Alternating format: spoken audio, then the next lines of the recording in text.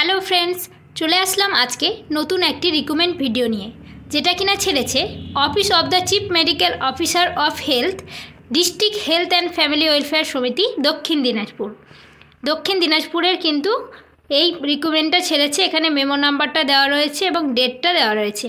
তো কি বলেছে, এখানে কিন্তু অনলাইন অ্যাপ্লিকেশন হবে, যেটার ওয়েবসাইটটা এখানে দিয়ে দেওয়া রয়েছে। আর এটা স্টার্ট হয়েছে 5 জুলাই 2024 এবং লাস্ট ডেট হচ্ছে 23 জুলাই 2024। তো কি পোস্ট রয়েছে দেখে নেওয়া যাক।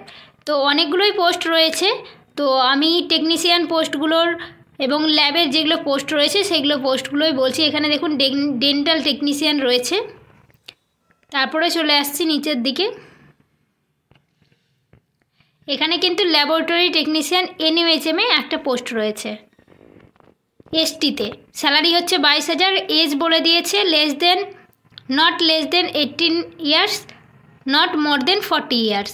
তো 18 থেকে 40 বছর এজ লিমিট দিয়ে দিয়েছে। আর ইসেনশিয়াল কোয়ালিফিকেশন বলেছে 12 পাস হতে হবে উইথ সায়েন্স এবং DMLT থাকতে হবে স্টেট মেডিকেল ফ্যাকাল্টির আন্ডারে অথবা AICTর আন্ডারে।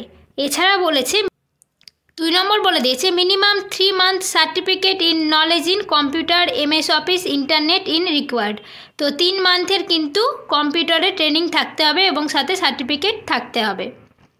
তো সেটা বলে দিয়েছে। এই গেল একটা পোস্ট। আরও চলে আসছি তারপরে, দেখুন তারপরেরটাই কিন্তু BBD টেকনিক্যাল সুপারভাইজার। এটাও অনেকেই করতে পারবেন যাদের গ্র্যাজুয়েশন আছে প্লাস 12-এ সায়েন্স ছিল তাদের, আর ভ্যালিড 2 হুইলার ড্রাইভিং লাইসেন্স লাগবে। আর এখানে দেখুন 4খানা পোস্ট রয়েছে, জেনারেলে 2টো, SC-তে 1টা, ST-তে 1টা।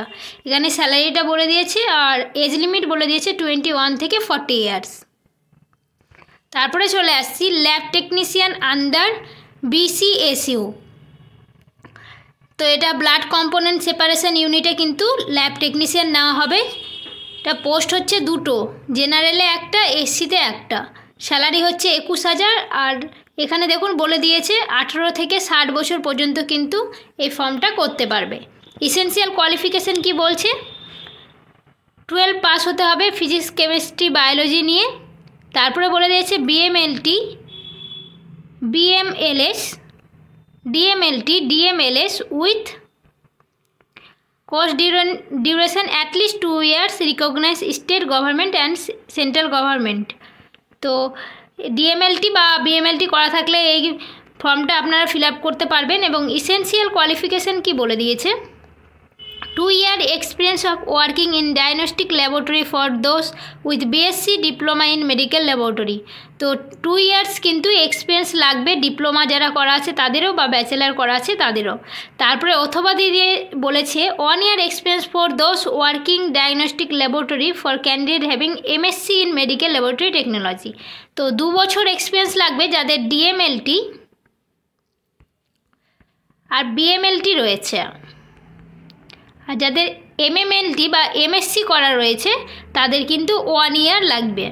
তারপরে ওয়ার্ড দিয়ে বলেছে candidate with experience working in labs or those labs who have applied credit will be performed. তো এই সব ক্যাটাগরি কিন্তু থাকতে হবে। রিজার্ভের বলে দিয়েছে MSc in medical laboratory technology MMLS। তো এই গেল কি কোয়ালিফিকেশান লাগছে। তারপরে দেখুন এখানে কিন্তু সিলেকশন ক্রাইটেরিয়াটা বলে দিয়েছে। তো প্রথমেই চলে যাই NUHM যেটা রয়েছে সেখানে। ল্যাবরেটরি টেকনিশিয়ান NUHM, এখানে DMLT-তে কিন্তু 85, কম্পিউটার টেস্টে কিন্তু 15, টোটাল 100 মার্কস রয়েছে। তারপরে চলে আসছি laboratory technician BCSU, blood component separation unit. এটা কিন্তু ব্লাড ব্যাঙ্কে, তোমরা বুঝতেই পারছো। তো এখানে রিটেন টেস্ট হবে 70 মার্কের, কম্পিউটার টেস্ট হবে 20 মার্কের, ইন্টারভিউ হবে 10 মার্কের, টোটাল কিন্তু 100 মার্কের হবে।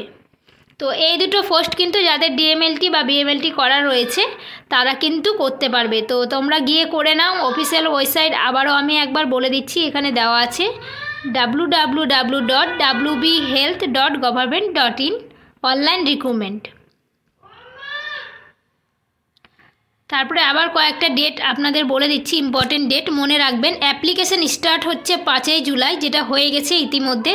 23শে জুলাই হচ্ছে অ্যাপ্লিকেশনের লাস্ট ডেট এবং রেজিস্ট্রেশন করার লাস্ট ডেট কিন্তু রয়েছে 20 জুলাই।